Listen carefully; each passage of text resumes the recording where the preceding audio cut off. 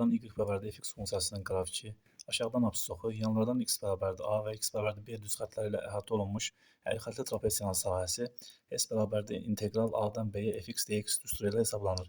Əgər əyri-xəttli trapesiya absissoxundan aşağıda yerləşərsə, s bərabərdir mənfi a-dan integral mənfi a-dan b-yə fx dx düsturu ilə hesablanır.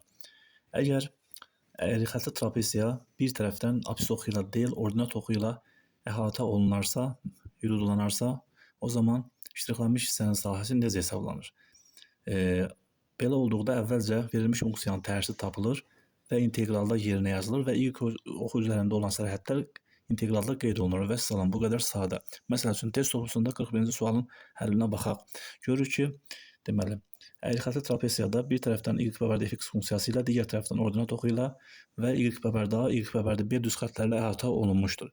Ona görə əvvəlcə deməli, verilmiş funksiyanın tərsini tapırıq. 8x kub bərabərdir y. Buradan x kubu tapsaq, y bölək 8 və buradan çıxır ki, x bərabərdir 3-cü dərəcədən kök altda y bölək 2. Və buradan sonunda x-lə y-in yerini dəyişirik. Y bərabərdir 2-də 1, 3-cü dərəcədən kök altda x. Və tapdığımız cavabı integral işarəsi altında yazırıq. S bərabərdir integral, sərhədlər 1 və 8-dir. 1-dən 8-ə, 2-də 1, 3-cü dərəcədən kök altda x dx. Bu da bərabərdir. Müəyyən inteqralın hesablanması qaydasından istifadə edərək inteqralımızı hesablayırıq. 2-də 1, integral 1-dən 8-ə, x üstü, bunu rasional üstü ifadə kimi yazırıq. 3-də 1 dx. 8-də 3, x üstü 3-də 4, 1-dən 8-ə. Bu da bərabərdir.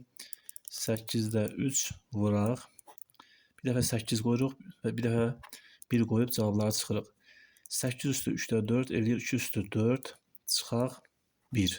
Bu da bərabərdir 8-də 3 vuraq 15. Bu da bərabərdir 8-də 45, bərabərdir 5 tam 8-də 5 və salam.